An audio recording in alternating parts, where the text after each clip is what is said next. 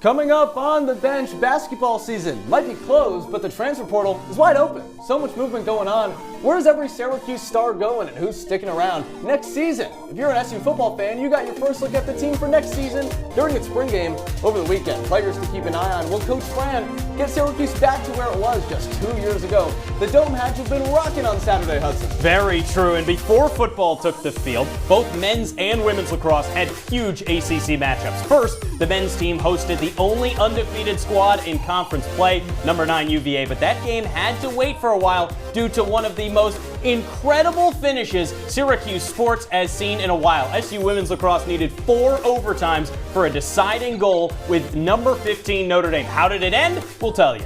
From the turf to another green surface, we bring you the most Syracuse tennis coverage you'll get all season long. It's been a rough stretch with 3 straight losses, but could the Orange end their season on a high note before the ACC tournament, which happened just a couple hours ago? You're antsy to find out how it went, I know. Enough on the Bench starts right now.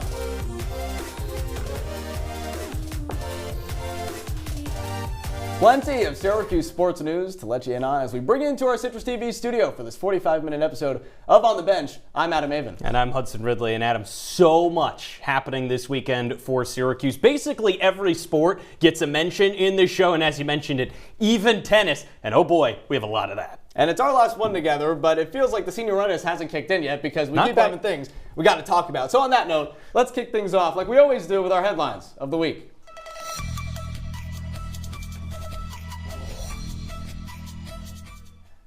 Jerry McNamara might have just taken over as head coach of Syracuse during the offseason, but the work has been non-stop as he tries to rebuild the roster of nearly entirely new players. And over the past week, some new commitments have been announced, most recently McNeese guard Garway dual, Temple wing Aiden Tobiasen, but we have to start with some more commitments that Coach McNamara is bringing over with him from Siena.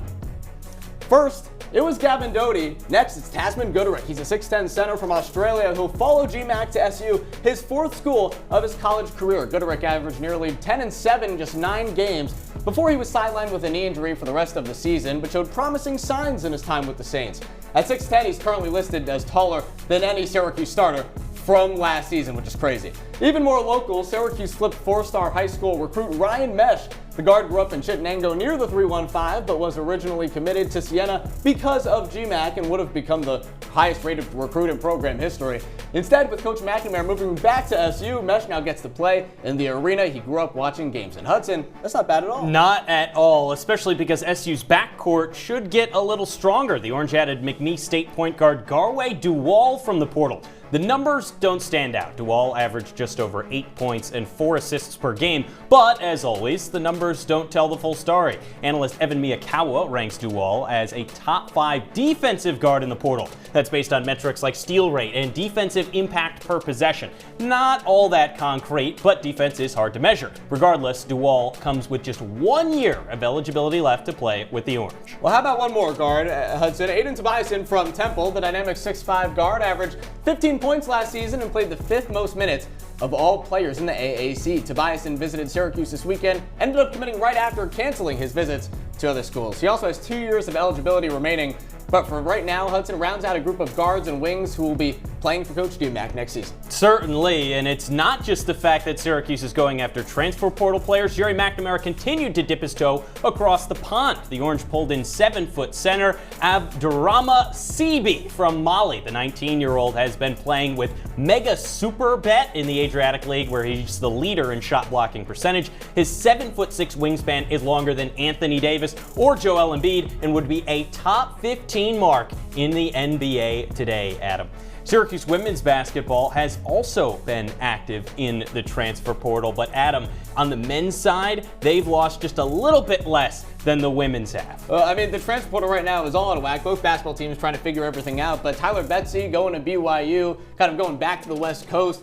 And Nathan George just keeps circling the ACC. Started at Georgia Tech, came to Syracuse, and year 3 heads over to Pittsburgh. And we're going to see him next year in a game against Syracuse potentially. I was going to say, how about Pittsburgh figuring things out, spending a lot of money in the portal, especially on Nate George. Well, as I just mentioned, Syracuse women's basketball has also been active in the portal, just in the opposite direction. The Orange have lost 8 players to the portal so far, while bringing in just 1. The biggest loss for Syracuse is no doubt guard Sophie Burrows. The Australian was the longest tenured member of the team, spending 3 seasons with Felicia Leggett-Jack. Now she's headed to North Carolina. Before joining the Tar Heels, Burrows lost 3 straight to Carolina, all with SU. UNC is adding an 11-point-per-game scorer to a roster that made the Sweet 16 last year. North Carolina will likely visit Syracuse next season.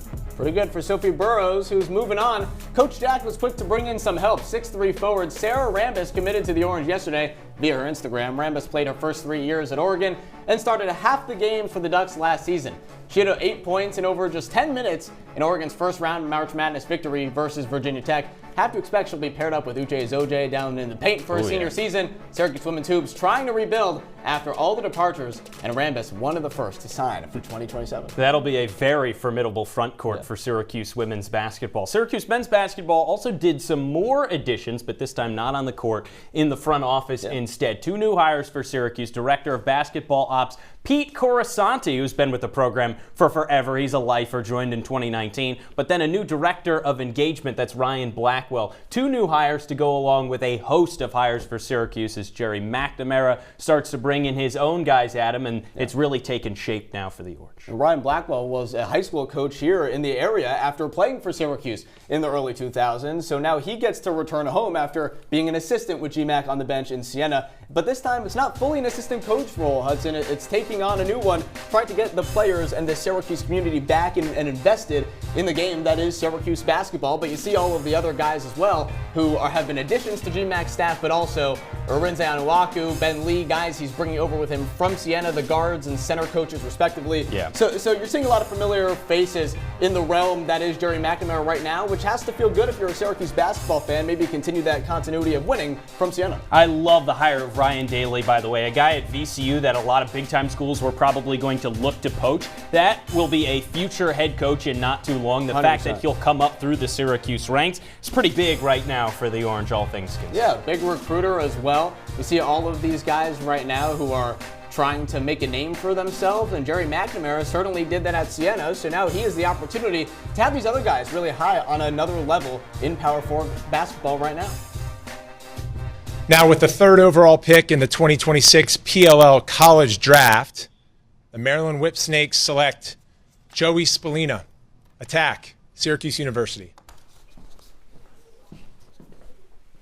Well, with all the basketball news, you can't get that got lost in the fold, right? On primetime ESPN last night, Joey Spallina was the first of many Syracuse Orange lacrosse stars to hear their name called on Premier Lacrosse Draft Night. For the Maryland Whipsnakes, we got Joey Spallina and defender Billy Dwanu. Hudson, I think you could argue, are probably the 2 best Syracuse players on their respective sides of the ball. Probably. Out to California, it's fellow first-round pick Michael Leo, defenseman Dante Bowen, and everyone's favorite long-range sniper Luke Royal went 2nd round to the Atlas. He doesn't have to move too far down the road like his Orange counterparts. And then tonight, the Women's Lacrosse League had its draft, and 2 members from the Orange have been selected, and again, get to play for the same team. Midfielder Emma Munchnick and defender Coco Vandiver were drafted in the 3rd and 4th rounds, respectively, to the California Palms. A lot of Orange heading out west next season. Enough with the pro talk, Hudson. There's plenty of college lax still to play, but the Dome had something else going on the other day. It certainly did, and it was one of the weirdest things I've ever seen, Adam, because I went to the spring game for CitrusTV, and it's been a few days now. I still haven't processed what I saw. For a fairly empty building in a game that was missing SU stars, I have to say, I was thoroughly entertained throughout the whole thing. Basically, as soon as the game started, it was halftime, and neither team scored or really moved the ball at all. Then Fran Brown took the mic, and he addressed the crowd. And I want to describe it to you, but nothing would do it justice quite like showing it. So you can see Fran Brown there on the field, announcing with Otto that he will play 2 new songs, one for the offense and one for the defense. By the way, the first song didn't start at the right time. He talked up to the people in the booth and said, hey, we have to start this at 40 seconds. It was an interesting time for Fran Brown here. And then look at him with Otto. He hates Otto, clearly. This was not a match made in heaven between these two. So I was confused at this point, I can't lie. It didn't seem like this game could take any weirder turns, but that was just the tip of the iceberg. Neither offense was doing anything, and it gave plenty of practice for freshman punter Jimmy Gregg. Instead of getting the real return men some run, Fran Brown decided to pull a move I've always thought about. What if you take your biggest guy, put him deep, and give him a chance to walk through the defense? The very first guy Brown decided to do that was 6'8", 400-pound Byron Washington, who, get this, turned up the field right there. Sadly, the refs blew the play dead, and kick coverage unit wasn't on the field, so we didn't get to see 6 foot 190 Jimmy Gregg try to make a tackle on Byron Washington. That certainly would have gotten him flattened. But it wasn't just Washington returning punts. We here at CitrusTV thought it was so glorious that we decided to make a compilation for you. Big man has it slip out of his hands on one end that drew a couple of boos from the crowd. And then later on, Travion Mack scooped one up and tried to take it the distance before it was blown dead again. I would have just loved to have seen somebody take it the distance in that case, but they kept blowing it dead. After all of this, we still had no points. Offense in this game was absolutely miserable. It wasn't until the final minutes of the third quarter that Trip Woody broke through and gave the orange team the lead. That opened the floodgates on offense. Woody ended up going 3 for 3 on the day. That was the first of those 3 kicks that Woody made, and once it was open, things just kept on rolling. That offense was sparked by Amari Odom on the other side. Odom, who went 4 for 5 in the spring game, which not big time numbers, scampers into the end zone, but as you can see there, he stepped out of bounds. You know who didn't know it? The people in the booth, the PA system, everybody else. Look at the lights. They go dim. Look, this is the spring game for everybody, so nobody has any idea what's going on. Amari Odom has to go back out onto the field. Eventually, the blue team doesn't score a touchdown. More confusion everywhere. Another field goal gets kicked. Let's just start rolling through some of these other things here that I want you to see, because so much happened. By the way, Steve Angeli, he did dress. He did not play, but Steve Angeli threw his first touchdown of 2026. It just so happened to be to a fan in the spring game. You see him loft it into the flat. 10-5 touchdown for that fan who won some kind of promo. God knows what they won. Steve Angeli holding up the touchdown signal. He's getting over a torn Achilles. Someone who's not getting over anything, Zion Brendel. Smacking guys in the mouth all day. He was my favorite player throughout this entire game. Someone to really keep an eye on going forward, jawing in guys' faces. I was a big-time fan of Zion Brendel.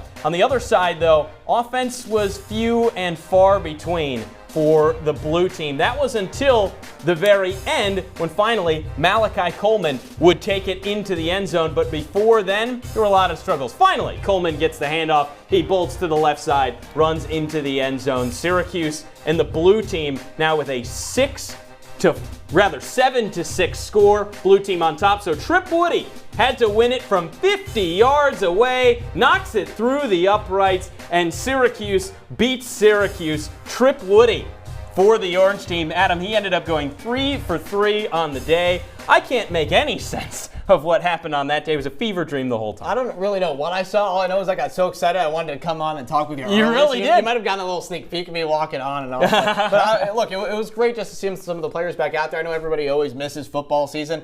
All I kept thinking, though, was how much more fun would it be to have seen Calvin Russell out on the field? Oh, it really would have been nice. Yeah. He's still on the mobility scooter. Yeah. If you get your leg up, you're doing like a Heisman pose, and you scoot. Not the Heisman pose. That if you could have a Heisman for a player that's hurt, it'd be Calvin Russell on the scooter with his knee up. That's what it would look like. That is Adam. what it looked like. It certainly would. Well, if we take a look at what the Orange are up against this season, it's a weaker schedule than last year. Adam, they open with New Hampshire, Cal, Pitt, UConn, UVA. None of these teams really scare me, except Notre Dame at the very end and a reloaded Clemson team. Yeah, I mean, is it crazy to say that if you have solid quarterback play, this can be an 8-win football team? And I know the spring game doesn't show that much, but we saw last year what happened. Steve Angeli goes down, and that was a really good receiving crew, but once the quarterback production goes down, the wide receiver production went along with it. So despite Calvin Russell not being on the field as one of those top guys, if the wide receiver room is still good, then right now, if Steve Angeli's out on the field, Hudson, it seems like this could be a team that can make some noise in the ACC. A lot of questions for Syracuse football, but there are answers for another sport. Syracuse men's and women's lacrosse tested their mettle this week in the Dome, both before the spring game. 2 highly entertaining games. We'll tell you how they went down on the other side.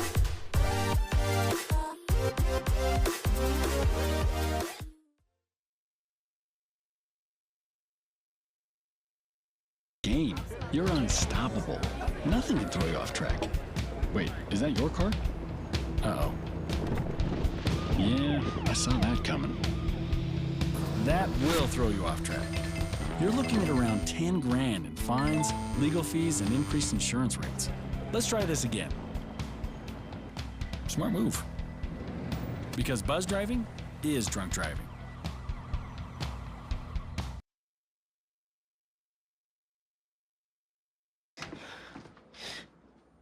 Your daughter just had her first breakup. Do you A, put yourself in her shoes? B, console her? Don't worry, sweetie. This is gonna happen a lot. Or C, find her a new boyfriend? Nice, single boys. That was weird. As a parent, there are no perfect answers. But you don't have to be perfect to be a perfect parent. Thousands of teens and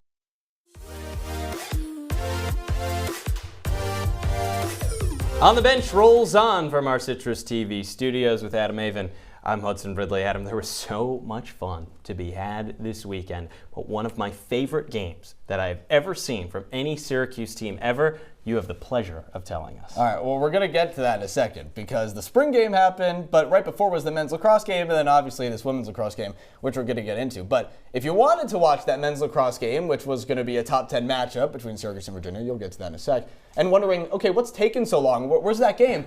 That's because one of the craziest lacrosse games that we've ever seen was happening in the Dome right before, and it went a little too long. Just a bit. Yeah, just a bit. On the women's side, Syracuse welcomed Notre Dame, and well, it's always competitive when these two programs face off, but no one expected the longest game in SU history to take place. So let's jump back to the start of the day to paint the whole picture for you of just how insane this truly was. All the feelings were kicking off the morning in big style. It was senior day. Coco Vandiver leading the Orange defense whole game. It was a close one every minute, so we're jumping all the way to the fourth quarter, and you'll understand why in a little bit. Top of the period, the Cuse up just one. Caroline Trinket says, how about two? The Orange finally extend their lead 8-6, and then tag on another to make it 9-6 with 7 minutes to go. This is where everything just fell apart for SU. The Irish score 3 straight goals. Mackenzie Conley makes it 9-8. And then Emma Murphy, maybe the best player in green, ties it up at 9. That would be the end of regulation, which means we're going to overtime, partially because Syracuse just couldn't get the ball. Notre Dame outdrew Syracuse by 10 and got the ball nearly the whole fourth quarter. Nothing would happen in that first overtime, literally not a single shot. So how about another?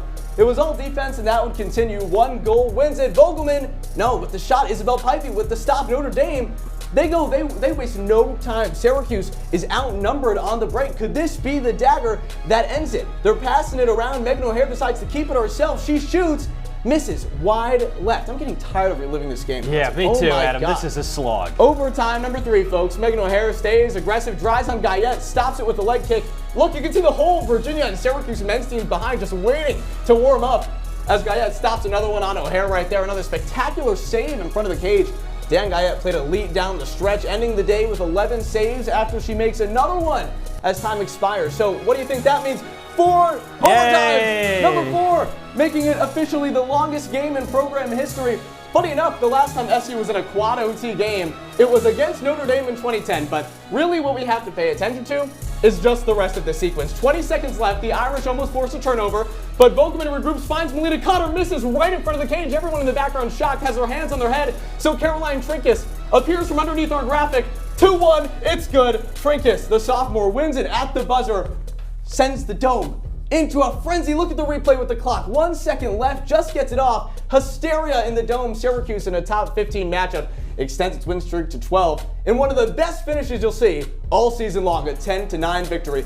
But Hudson, that third overtime was wild to me. Both teams with 3 shots on goal. I mean, if you saw some of the shots right in front of the net, and we did, no one could put it back there. I was bewildered. And 2 teams that did well when they had chances all game right in front of cage, the fact that neither could convert throughout the first 3 overtimes was mind-blowing. Ridiculous. But where does this game, where does it stack up compared to some of the other longest games in Syracuse history? We have to take a look at this. We went back to the record books.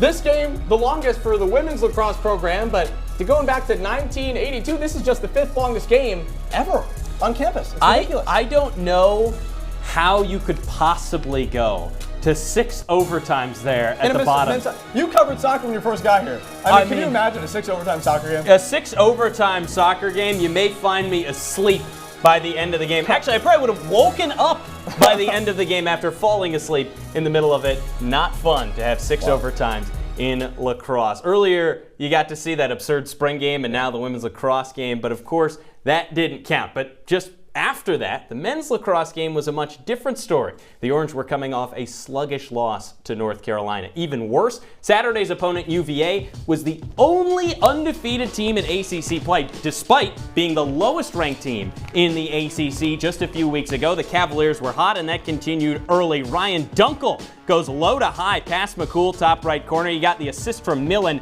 McCabe ended up with 4 on the day. Joey Spallina on the other end to Greg Elijah Brown. The Orange tied at 1, then Wyatt Hoddle stings the top right corner. 2-1 Orange. We head to the second quarter, and that was where Chuck Kaczynski came up big. Hey, the long pole, nobody to pass to? I'll do it myself. Kaczynski, top right corner, makes it 4-1, Syracuse over UVA, but Brendan Millen was not going quietly. The brother of McCabe, a duo that is both in the Tewaaraton race. Then McCabe finds a cutting Truett Sunderland on the doorstep, slots it home. UVA down 5-3, but Syracuse crawls back in front. Finn Thompson finds the back of the net on the assist from Spallina, and then with just 9 seconds left in the first half, Ryan Colsey ends the half on top for UVA. Still though, Syracuse 7, UVA 6 headed into the third quarter. That's where the Duke transfer, Charles Balsamo, who knows Syracuse so well, scored a man-up goal to claw UVA closer.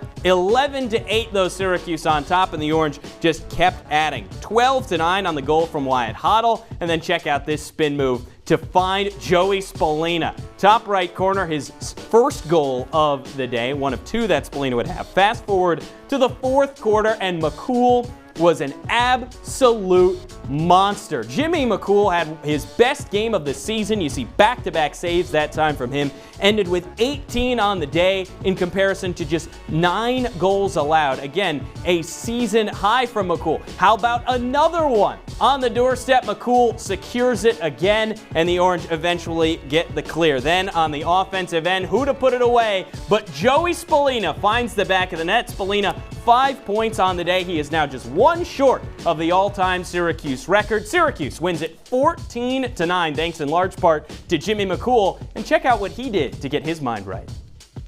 My girlfriend got me a record player for my birthday, so I went into my room, turned all the lights out, and just listened to Tame Impala's new album, and then was reset from there. Pretty much as simple as that. Listen to Tame Impala's new album, had 18 saves all in a day's work, Adam. It was ridiculous. I mean, after getting benched just a week prior against North Carolina, for him to come out and have one of the best games of his career and help Syracuse's season back at the top of the ACC. I mean, just spectacular stuff from Jimmy McCool. Certainly, he was great in between the pipes. So was Dan Guyette. A great day of goalkeeping for both the men's and women's teams for Syracuse. But of course, Adam, those sports just a little bit different from each other. Let's take a look at some of those differences between men's and women's lacrosse. Thanks, guys. Yeah, women's lacrosse has a lot of differences from its men's side counterpart that other women's sports might not. We're taking you outside to the turf to show you where these two sports are similar and where they're different. Right here is the boundary for men's lacrosse. The field is 60 yards wide, just a little bit bigger than a football field, and it's enough to fit 10 players, including the goalie. And the women's lacrosse field, a little bit bigger, as you can see. It's about the same size as a soccer field, a little bit longer, a little bit wider. A lot of that has to do with the fact that there's 12 players on the field in the women's game, not 10 like the men's side. Both games start the same way, at midfield with the ball between 2 sticks. On the women's side, it starts up here, and it's what's called the opening draw. But on the men's side, they get down to the turf. It's a similar idea. The whistle blows, and it's a free-for-all for possession, and it's one of the most critical aspects of the game of lacrosse. One more note on the draw. The women get to start here, actually pretty close to midfield. But on the men's side, Cole's got to start all the way back there. The midfield line right here isn't just used for starting play. It also determines whether or not a player is offside. In the men's lacrosse game, teams must have no more than 6 players on either side of this midfield line. On the women's side, however, it's a little bit different. They have a little bit less space to work with. There are 2 restraining lines right there, and no more than 7 field players can be on either side. In terms of offensive X's and O's, not much is different. Pass the ball around, find an open shot, put it in the net. But on defense, the level of physicality varies heavily. I hate to do it to you, Ryan, but I'm going to make you an example here. I can stick check him, I can body check him, but in women's, what you can do is a little bit more limited. Yeah, I really only have the ability to hit Cole's stick. If I hit anywhere else, I'm going to be called for a foul. As if defense wasn't tough enough on the women's side, it's time we really get into the nitty-gritty. This is the 12-meter fan. Make the line around the cage. If a minor foul occurs in here, it's a violation. And the player who was fouled will back things up to the fan, where they'll have an indirect opportunity here, meaning they can't shoot, they have to pass first.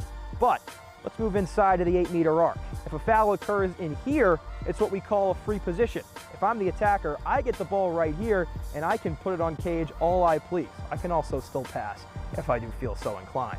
The other thing here with the 8-meter arc, every defending player has to be within a stick's length of every attacker. If they're not for more than 3 seconds, it's a violation. And you guessed it, it's another free position.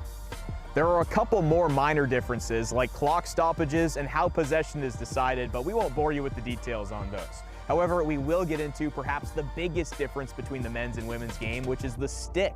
On the men's side, you get a pocket, customizable heads, and even stick lengths. On the women's side, a little bit less customization. Yes, you can change the stick head, but the length is almost always uniform. And you don't even get a pocket. All in all, the two sports are pretty similar. The goal is to put the ball in the back of the net. However, there are some intricacies that you need to know about, so we hope you learned a little bit more. Cole Purvis, Ryan Croke, CitrusTV.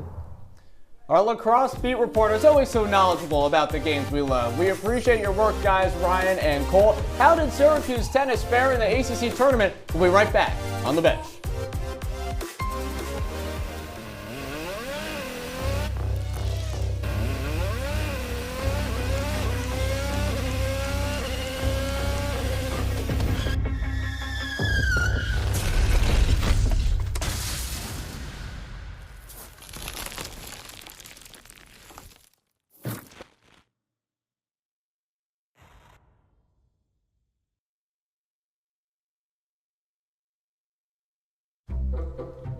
They call me Maxie, but I prefer tripod. I was your above-average four-legged homie, and then wham, bam, minivan. Some people pity me. Now that's lame. I still run, fetch, and swim. And the ladies love me. I'm the ultimate wingman. Just don't ask me to high five.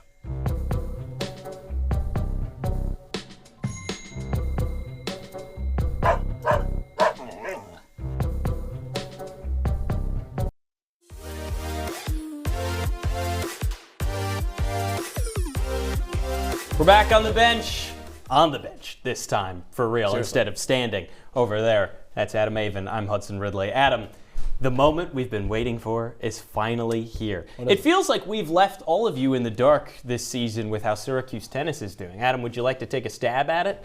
Sure, I think we have to. Yeah. Let's do it. Let's do it. Syracuse tennis has not been doing so well. The season has been slipping away from the Orange down the stretch. SU lost 3 straight, all the top 40 teams, but not the way you necessarily want to go out. So with its back against the wall and a top 60 Georgia Tech team coming in, the Orange absolutely had to rally. Just 10-11 for Georgia Tech on the season, but that just shows how strong the ACC is for tennis, and Syracuse an early start. At the end of doubles, the Orange were up 1-0, and that was thanks in large part to Monika Wojcik, who was tremendous. Won her doubles match, and then on the other side, the Orange take down Georgia Tech 4-1 SU over GT. So Syracuse finally breaks its losing streak, and they do it again on Senior Day to end off the regular season. It was always going to be tough against number 24 Clemson. That's exactly what it was. Syracuse lost doubles and went down 1-0 before singles matchups took the court of Grumlins. Syracuse did have some opportunities, though. Emma Scaldi beat Sophie Clayton from Clemson early on by grabbing a point. Nelly Koneskova was leading in the third set and could have kept her match alive. Unfortunately, the Tigers were just too much for the Orange. A 4-1 loss on Senior Day Hudson, and that led us to this point. The ACC tournament, which happened today. Syracuse in that early round matchup against Wake Forest. Yeah, 12-13. not the final seed. Syracuse still with a little bit of breathing room on top of both VT, Louisville, and a couple other teams, but this Wake Forest team was still going to be a tough matchup for Syracuse. So let's take a look at what happened today between the Orange and the Demon Deacons down in Cary, North Carolina. So obviously, Wake Forest would have the advantage in this situation. It's almost home court at that point, and Wake Forest started off hot. How about this rally between the Orange and the Demon Deacons? Just floated it over the top. Syracuse a little bit too much. Wake Forest the foot on the gas the entire time. The Demon Deacons, one of a few squads in the ACC that gets stuck with tough matchups at the beginning of the season, and it showed in their record. 1-0 after doubles for Wake Forest, and then Syracuse really just couldn't break much ground in the singles either. The Orange struggled at pretty much every single level today, including Shestova and Blanche in their 2 singles matches. 6-2, 3-0, got crushed in both of them. Eventually, Wake Forest pulls out a 4-1 win over Syracuse, and the season was then over for the Orange. So, for that reason, we've brought in our tennis beat reporter, Avin Zaretsky, who is down in Cary, North Carolina. Usually, Adam, when we talk to reporters in North Carolina, we always say, oh, the weather down there must be nice, but it was in the mid-70s today. Yeah, so I don't think we can great. say that. No, but Avin, you look great down there. We hope you enjoyed a great day of tennis. Syracuse, not so much. What went wrong for the Orange today? Yeah, you're right, guys. It was a really tough day for Syracuse. Didn't get the result they did earlier in the year when they beat Wake Forest, but I think a big reason for that, these are outdoor courts. Syracuse, we all know back home, one of the only teams in the ACC that play indoors. Now you come outside, different atmosphere, really hard to adjust. Also, it was 90 degrees outside. I mean, I was sweating in the Uber to get here. Listen, Syracuse, halfway through doubles, they were exhausted. You can tell, but then you have to finish out doubles, and then you have 3 sets of singles. Today it was 2, but 3 sets of singles normally to play. Listen, this team, there was no shot they could compete with a Wake Forest team that plays in these outdoor and heat atmospheres. Wake Forest, the big reason why they got this win today. Uber? Did our sports director, Matt Parry, not book you close enough to the tennis courts so you could walk? That's ridiculous. That's a conversation we're going to have after the show. Avin, look, you followed this team all season long, and for those fans who haven't been following, obviously we've talked about some positives and some losses in today's show alone, but for our fans who haven't followed, give us the full overall season recap in your eyes. How did this season play out if you are watching Syracuse tennis this season? Yeah, I would say it was an overall successful season for Syracuse. Ended 16th in the ACC last season. Now they're 13th. I would say overall pretty good signs. Had 2 upset wins this year, ranked opponents against. That was Wake Forest, surprisingly enough, earlier, and then Georgia Tech this past weekend. I think this Syracuse team showed that they're not a team that you can just walk over in this ACC anymore. Freshman Emma Scoutali, huge part of this team, comes in, doesn't start until about halfway through the season, but absolutely storms through her singles matches. Oh, these other Syracuse players also played really well. I'm really excited for what they can do next year, but I think this season, overall successful. So, Avin, let's talk about next year then, because yes, there is some freshman talent, but SU is losing its best 2 singles players. So at this point, what now? Yeah, it's going to be tough. Syracuse is losing 2 of players of what this program has meant. Serafima Shestova, Anastasia Sisoweva. These 2 have combined for over 75 wins for Syracuse. Who's going to replace that? Well, it's simple. Coach Eunice Lamam has to hit the transfer portal. Now, I know what you're thinking. Who wants to play tennis in Syracuse? It's freezing cold, one of the only teams that play indoors. But surprisingly enough, the Orange have been very successful in the transfer portal in recent years. This year, 4 of 6 of its singles players came from other schools. Sisoweva and Shestova also both came from other schools. So I think Syracuse, to fill that void, you got to go out, you got to get some new players. A big-time challenge for Eunice Lamam and a big-time challenge conquered by Avin Zaretsky on the tennis beat this year. Avin, congratulations. Your season is over. We hope you have a great time in Cary, North Carolina. Well, Adam, we still have plenty more to talk about on the bench. Our final wrap-up for this week of Syracuse men's, women's, everything. Top players, plays of the week. You're not going to want to miss it. OTB, back after this. Meet. He lives with anxiety, but with the help of this latest innovation from Be Normal, he can be normal, just like everyone else. With the swipe of a finger, you can project happiness, confidence, machismo. Why settle for being real when you can be normal? The Normal Maker, new from Be Normal. This item doesn't really work because there's no such thing as normal. We're all different. What we like, how our brains work. In fact, 1 in 5 of us live with mental illness. Don't filter who you are. Start by talking to someone you trust. And remember, there is no.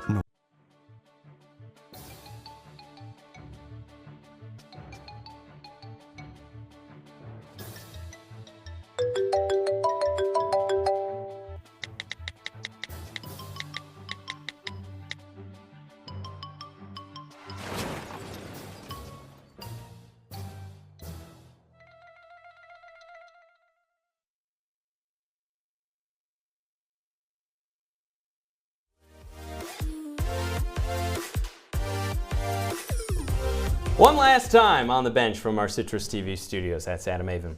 I'm Hudson Ridley. Adam, I've had plenty of fun with you on this show. We got to talk a little bit of tennis, men's and women's lacrosse, even football and whatever the heck that was. In April. In football in April, a lot of confusion going on, especially with all what happened in the Dome on Saturday. There's so much to talk about. There's also a lot of great performances from that day, especially. So, Adam, let's get to some of our performers of the week here. Our top 5 that we have selected, and one of them, especially this first one, has been tremendous all season long. Dan Guyette, between the pipes, has another brilliant day for Syracuse women's lacrosse. 3 saves coming in overtime alone throughout the 4 overtime periods. A total of 11 on the day for Guyette to just 9 goals allowed after a shaky last year. Adam, Guyette is one of the main reasons why Syracuse women's lacrosse will compete on Memorial Day weekend. And last year it was a shaky start for her. The first year as a starter, and then this season it's been nothing short of amazing for what Guyette has been able to do, especially against some of these top programs. We know they started off the year against some really elite competition going 0-3. But the reason they're on a 12-game win streak is because of her play in cage. Let's stick with women's lacrosse for our 4th performer of the week. And we talked about defense. Let's go to the attack and talk about one of the stars, the rising stars on this team, and Ashley Volpe, who has been great. Injured in her freshman season, didn't play. Now as a junior, 5 points against Notre Dame, 2 goals on 6 shots. Not great, but adding 3 assists in crucial moments to get your team back in it, to eventually take the lead and help space out the field in that 4th overtime period in which Caroline Trinkus ends up sticking it in the net and Syracuse walked away with the victory. But a large part of that was due to the facilitating of Ashley Volpe on the field, who's been nothing short of great over the past few weeks. How about the leg sleeve, too, from Ashley Volpe? One of my favorite, I guess, uniform combos here at Syracuse is the Ashley Volpe all-black leg sleeve. It's an interesting look, but she does it well. Maybe not as good of a look, though, as Joey Spallina has with the mullet coming out of the back. You recognize it through the headshot we have in the wall. There's a reason why. Joey Spallina is now just 1 point shy of the all-time record for Syracuse after putting up 2 goals and 3 assists against UVA. Put up a fat donut against UNC the week before. Everybody's asking, where is Joey Spallina? Well, there he is. Took just 5 shots to do it. The only 2 that landed on net. Found the back of the net. How about the patented back down and then give off to Finn Thompson? Some sweet plays from Joey Spallina. I thought there was an opportunity that Joey Spallina could broke it against UNC. He doesn't even get it against Virginia. But you have to feel like he's going to become the all-time points leader this next week. He may break it within the first 5 minutes against Colgate coming up on Saturday. I'm not a betting man. If I was, Kalshi would be getting my money on Joey Spallina within the first 5 minutes. You'd be such a heavy favorite. It wouldn't matter. You would barely make anything anyways. Either way, Joey Spallina to become the all-time points leader. That's a pretty cool feat. Only one other person has ever done it, Mikey Powell. He's going to be out there real soon. So we talked about him as one of the most important players on the field. Well, how about another important player who's in cage on the men's side? And that's Jimmy McCool, who in that North Carolina game too, Hudson, also did not show up. He got benched. At all. He got benched. One of the most impressive bounce-back performances you'll see from any lacrosse player all season long. 18 saves against the top 10 team. Setting your season high after getting benched the week before because you couldn't show up. The stats alone get him on our list, Hudson, but after that Tame Impala record player quote, I think the story gives him a little bump just in itself. Only gave up 9 goals allowed, but to a top 10 team, you have a nearly 70% save percentage with 18 of them. I mean ridiculous. Yeah, 18 saves is crazy. For most goalies, that would be a career high, except for the fact that Jimmy McCool had 20 last year against Johns Hopkins. So that's not really going to break the mark. Still 18 saves for Jimmy McCool. And yes, defense helps on one end, but if you can finish it off on offense, Adam, there's nothing better. We talked about one of my favorite games of all time for any Syracuse sport in Syracuse women's lacrosse. It had one of the best endings I have ever seen, and that was thanks in large part to our #1 performer of the week. Caroline Trinkus scored the game-winning goal with 1 second left in quadruple overtime. She got open and stuck it right over the top of Isabel Piffy. And by the way, she also had 2 more goals to make that a hat trick, and assist as well on the day for Trinkus. It was a quiet start for her against number 15 Notre Dame, but she was a large part of why the Orange engine got rolling, and Syracuse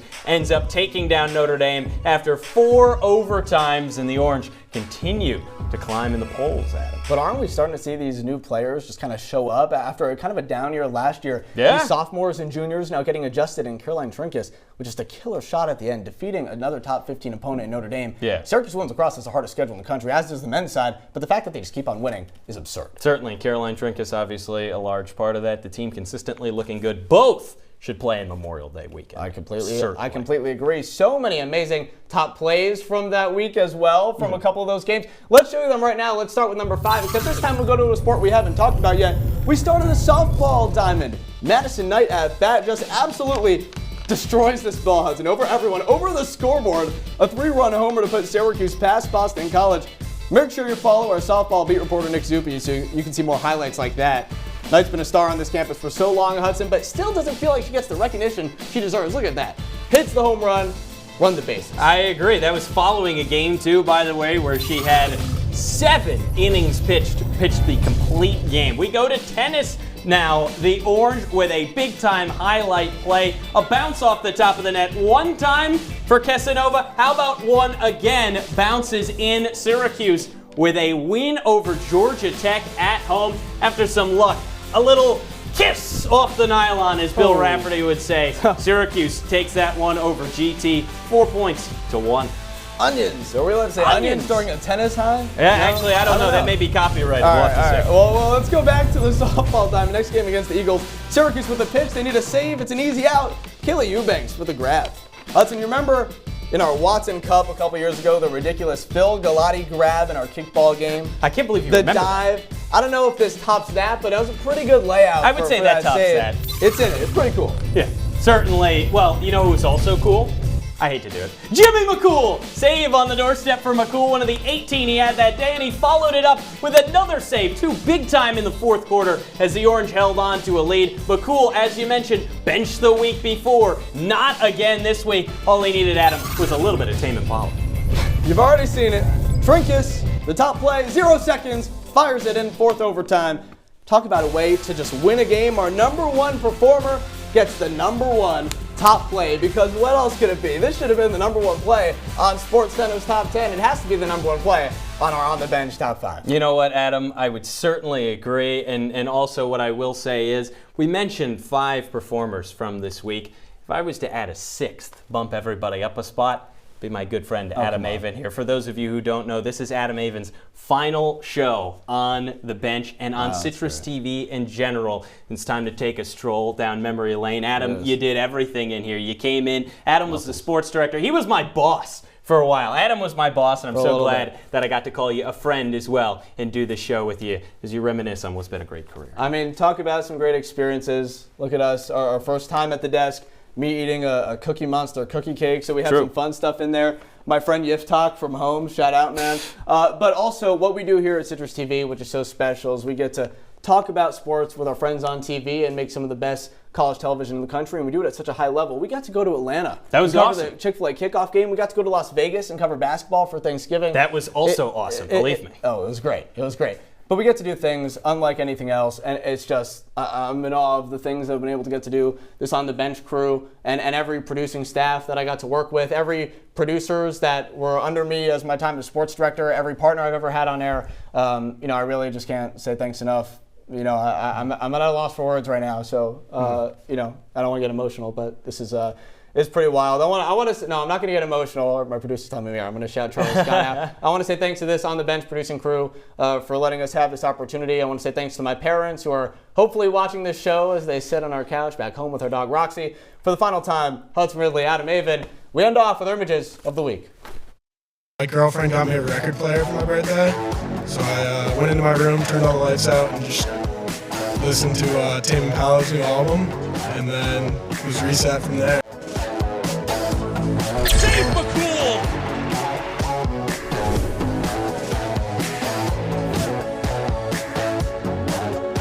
Dodges right, his shot, it goes! Billy's won, coast to coast. Now an open chance for Spalina, in on net, bounce shot goes!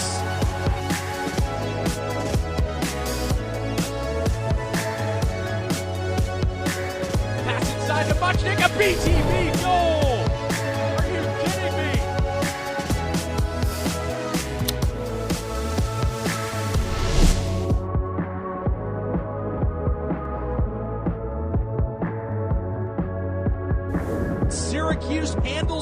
Syracuse 14-9.